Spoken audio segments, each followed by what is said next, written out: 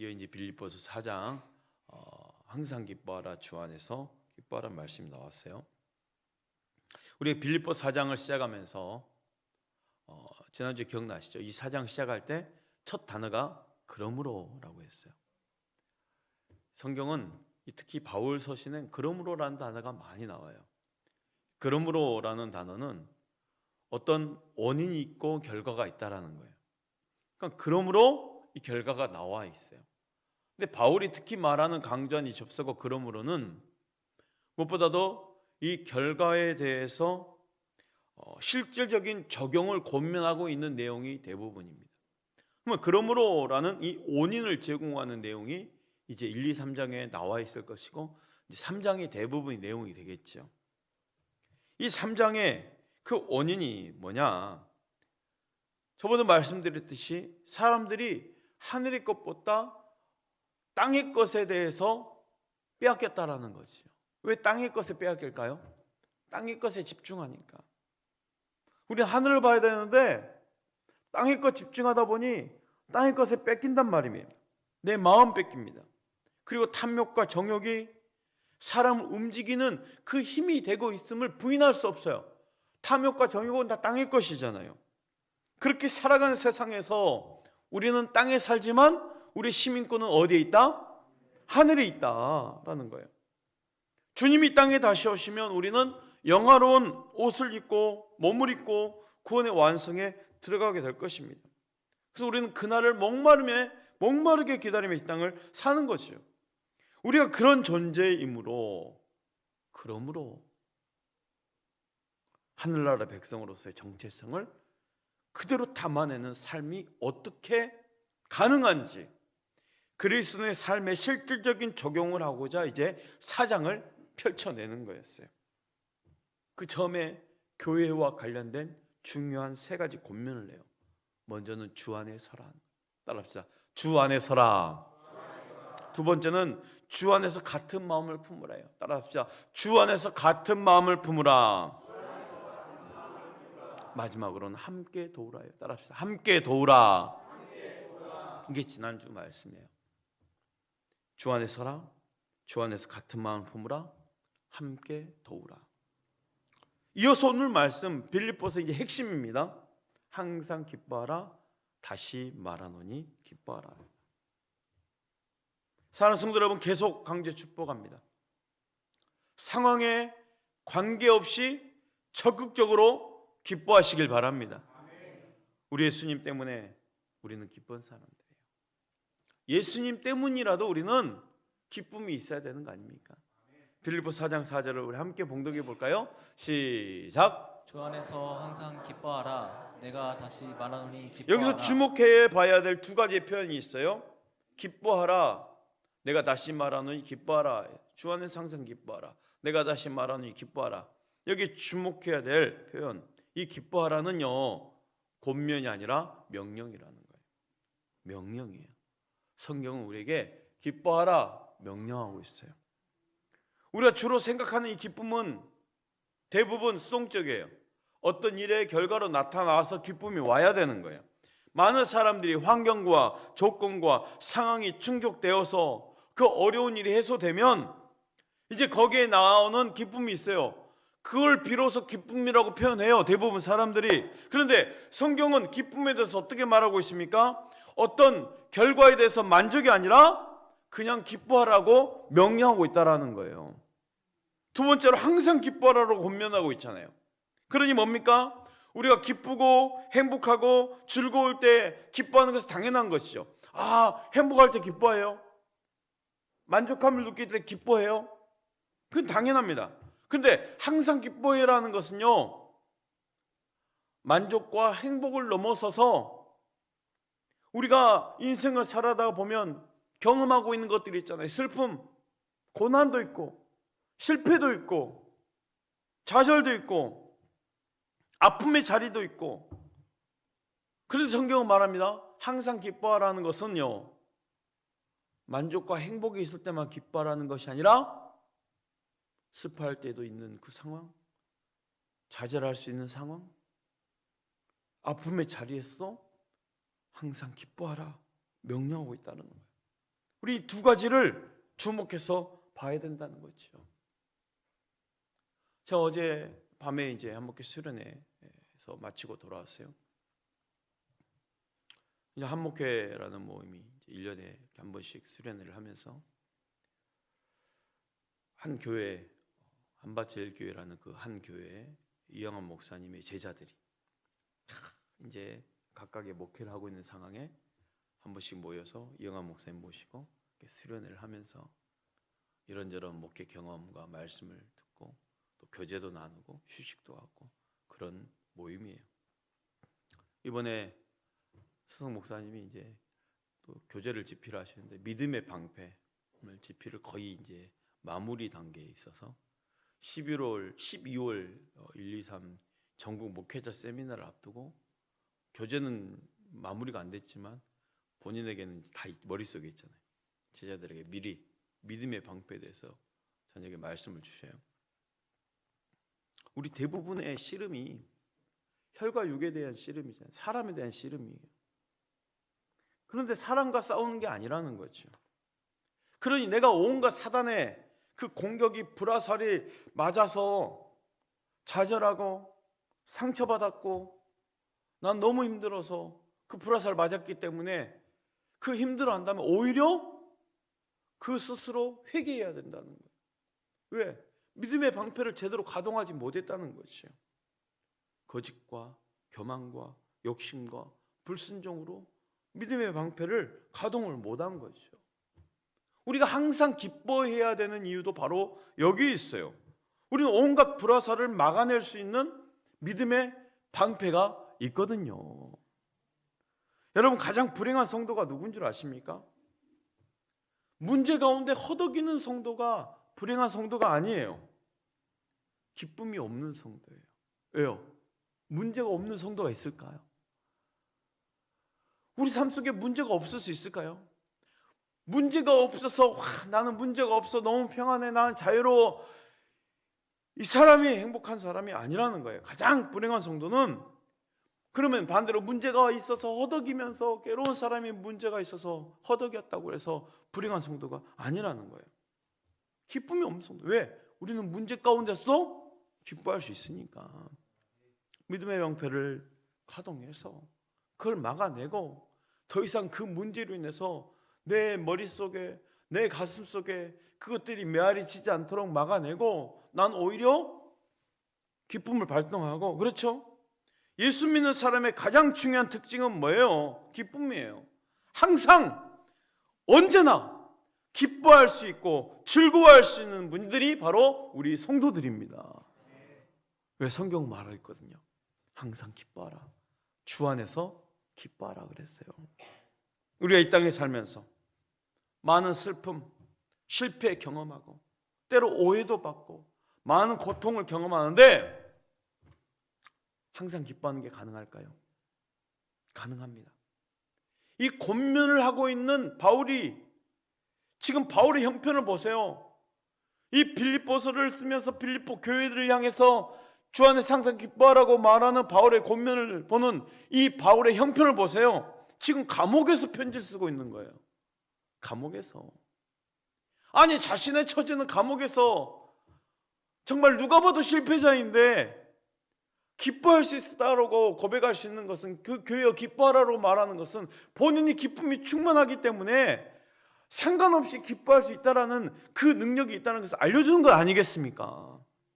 그는 지금 감옥 안에 있어요. 그가 가장 사랑했던 교회 중 하나는 빌립보 교회가 지난주에 말했죠. 유오디와 순두기의 다툼으로 분열되고 있는.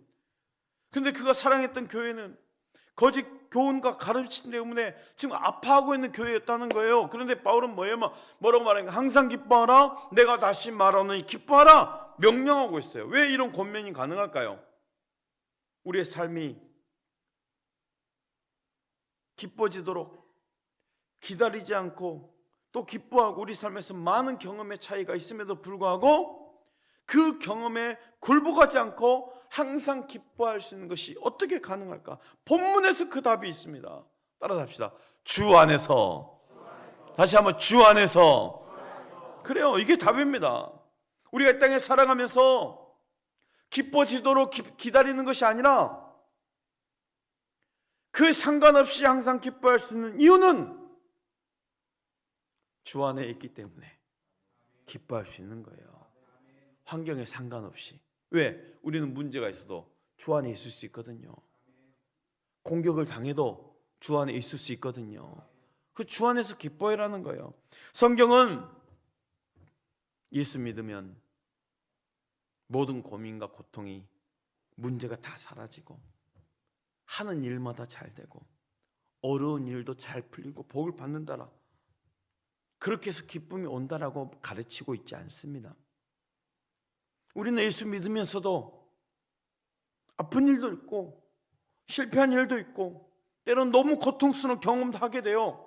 그럼에도 불구하고 주 안에서 기뻐라고 말할 때 그 핵심이 있어요. 따라합시다.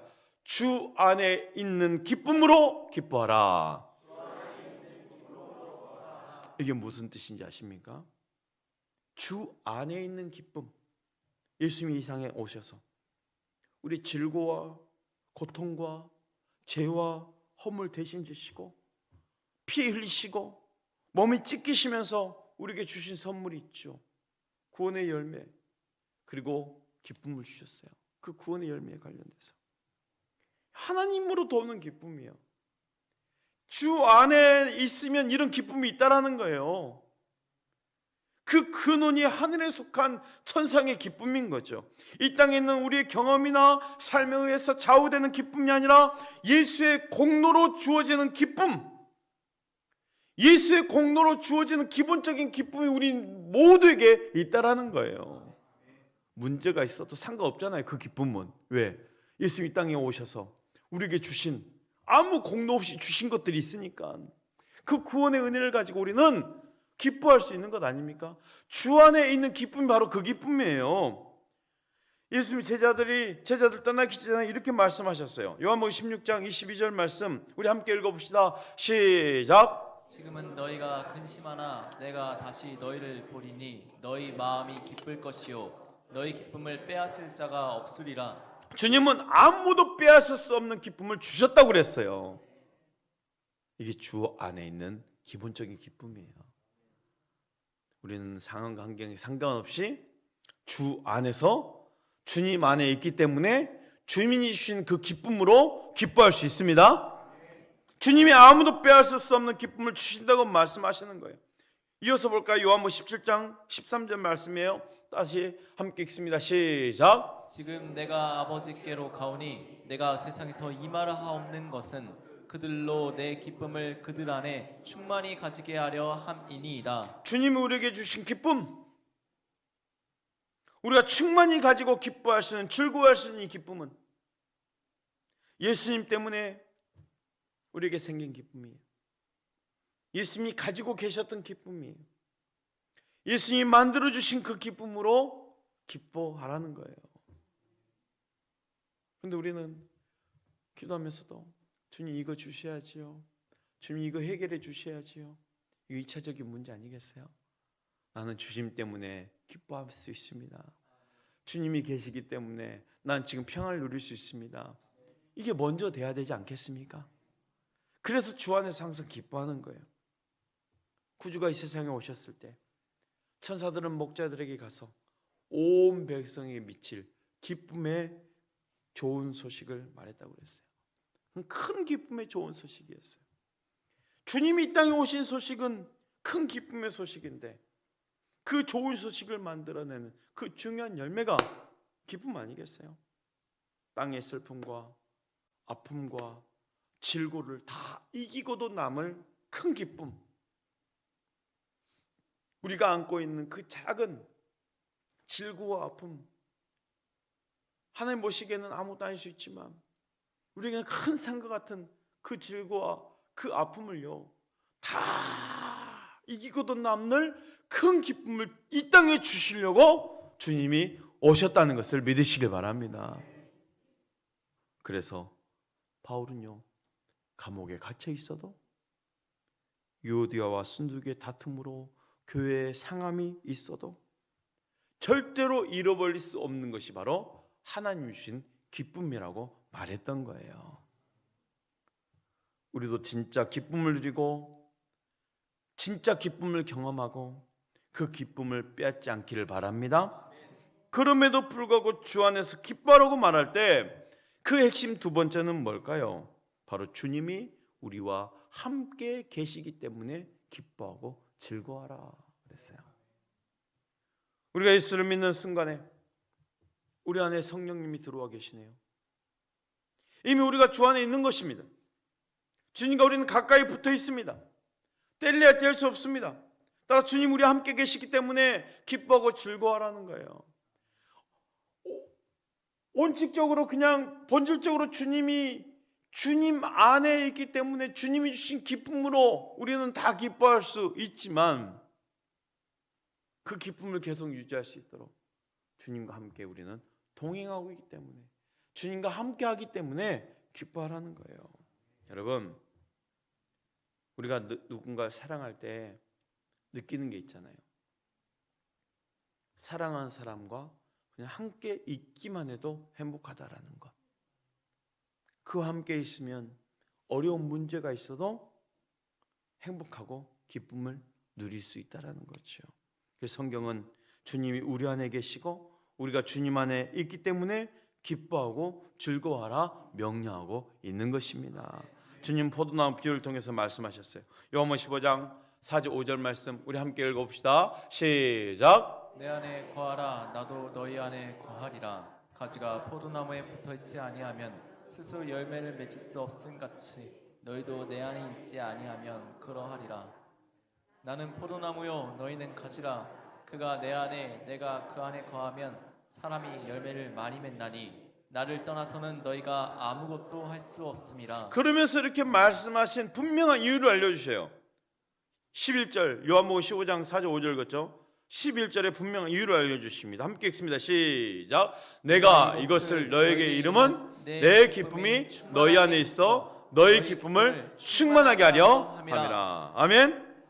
내가 주님 안에 있고 주님이 내 안에 계실 때 기쁨이 충만하다라는 것입니다. 사랑하는 성도 여러분, 다른 이유가 없습니다. 주님이 나와 함께 계시기 때문에 우리는 기뻐하고 즐거워할 수 있다는 것을 믿으시기 바랍니다. 마지막으로 주 안에 기뻐하라고 말할 때 왜 우리는 기뻐할 수 있을까요? 하나님의 통치와 다스림이 있기 때문에 기뻐할 수 있는 거예요. 결국은 하나님이 통치하셔요. 결국은 하나님이 다스리셔요. 우리는 문제 때문에 기뻐할 수 없습니다라고 말하지만 본질적으로 주님이 우리에게 주신 그 구원의 감격과 기쁨, 주님 때문에 주신 그 기쁨이 있어서 이 아픔을 다 넘고도 남을 큰 기쁨의 좋은 소식이 있는데 그 주님과 함께 동행할 때 누릴 수 있는 기쁨이 충만하게 될 것인데 주님과 동행하다 보니 뭘 느껴요? 이 모든 것을 다스리시는 분이 하나님이시구나. 하나님이 통치하시는구나. 그걸 느끼게 된다는 거예요. 그럼 문제가 크게 보이지 않겠죠. 주님이 이 땅에 오셔서 마귀의 권세를 깨뜨리셨습니다. 죄의 권세를 깨뜨리셨습니다. 사망의 권세를 깨뜨리셨습니다. 주님이 땅과 만물의 모든 권세와 능력을 갖고 계십니다. 우리가 살아가는 이 땅에서 그래 힘이 센 저 미국이 세상을 지배하는 것 같고 중국이 영향력을 확대해가는 것 같고 마치 돈이 세상을 이끌어가는 것 같지만 아닙니다. 온 세상의 주인은 하나님이셔요. 천지 만물을 하나님이 다스리고 계시고 하나님이 이끌어 가십니다. 바울이 이렇게 고백하고 있잖아요. 사도행전 14장 15절. 사도행전 14장 15절 이르되 여러분이여 어찌하여 이러한 일을 하느냐. 우리도 여러분과 같은 성정을 가진 사람이라. 여러분에게 복음을 전하는 것은 이런 헛된 일을 버리고 천지와 바다와 그 가운데 만물을 지으시고 살아계신 하나님께로 돌아오게 함이라. 바울이 전도여행 가운데 바울이 이적을 해가니까 바울이 마치 신인 것처럼 바울 앞에 절하고 바울을 막 높이려고 하니 바울이 하는 말 뭐예요? 천지와 바다와 그 가운데 만물을 지으시고 살아계신 하나님이 계시고 나는 그 하나님을 너에게 알려주려고 왔다라는 거예요. 어리석은 일을 하지 말라는 거죠. 당장 눈에 보이는 것으로 인해서 그게 크게 보이고 당장 눈에 보이는 것으로 인해서 그것 때문에 좌절할 필요도 없다라는 거예요. 천지와 바다 만물을 지으신 하나님이 계시다라는 거죠. 우리가 경험하고 있는 하나님의 그 모든 다스림을 벗어나는 것이 하나도 없습니다. 그 어떤 삶도, 내가 경험하고 있는 그 어떤 삶도, 내가 부딪히고 있는 그 어떤 문제도 하나님의 다스림과 통치를 벗어날 수 없다라는 거예요. 다 하나님의 손에 있어요. 그 모든 것이 지금은 눈물 같고 아픔 같고 고통 같지만 선하신 하나님의 손에 붙들려서 반드시 유익하게 바뀔 줄 믿음으로 바라보시고 먼저 기뻐할 수 있기를 축복합니다. 하나님의 손에 있어요. 하나님의 다스림 속에 있어요. 내가 보여지는 큰 산들, 하나님 그 만물 다스리신 하나님의 손 안에 있다는 것을 느낀다면 그렇잖아요. 그 다스림 때문에 우리는 기뻐할 수 있는 거예요. 사람들 종종 이렇게 생각합니다. 아니 기쁘지도 않은데 어떻게 기뻐합니까? 좋은 일 없는데 어떻게 기뻐합니까? 생각을 바꿔서 이렇게 말해보세요. 살아계신 하나님이 나와 함께 계시기 때문에 지금 나의 고난과 아픔을 나는 통과하고 있고 실패와 마음 상하는 일들이 있지만 여전히 지나가고 있음에 감사합니다. 나에게 아픔 있는 지금의 자리는 하나님을 높이는 믿음을 사용할 수 있는 굉장히 중요한 자리임을 고백하기입니다. 이렇게 고백하셨다면 얼마나 기쁨이겠어요. 이렇게 고백하는 거죠. 사랑하는 성도 여러분, 아픔이 있고 눈물이 있을 때 기뻐할 수 있는 기쁨이 있다면 그건 진짜 기쁨 아니겠습니까?